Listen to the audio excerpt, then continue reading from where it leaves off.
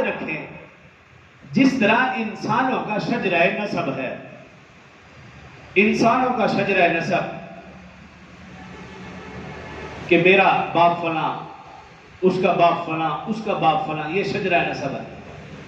اگر کسی انسان کا شجرہ نسب گم ہو جائے تو وہ حلالی نہیں حرامی سمجھا جاتا ہے، کہ تجھے پتہ ہی نہیں باپ دادے کا پردادے کا، بیچ میں ایک نام ہی ختم۔ اسی طرح جو ہم اعمال کریں ان اعمال کا بھی شجرہ نسب ہے۔ ہم جو عمل کر رہے ہیں اگر وہ عمل اولیاء اہل بیت صحابہ سے ہوتے ہوئے رسول اللہ صلی اللہ علیہ وسلم تک پہنچ جائے، یہ دین ہے، یہ نیکی ہے، یہ ثواب ہے۔ اور جو ہم عمل کر رہے ہیں اگر وہ اولیاء تک، اہل بیت تک، صحابہ تک، رسول اللہ صلی اللہ علیہ وسلم تک نہیں پہنچتا،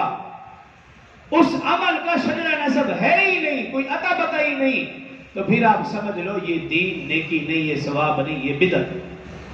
یہ فسق ہے، یہ فجور ہے، یہ گناہ۔ تو یہ انتہائی محترم مہینہ اور محترم دن آ رہا۔ اس مہینے کا احترام اور ان دنوں کا احترام یہ ہے کہ ہم جو بھی کام کریں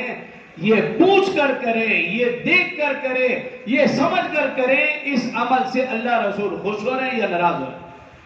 اگر اللہ رسول ان اعمال سے خوش ہوں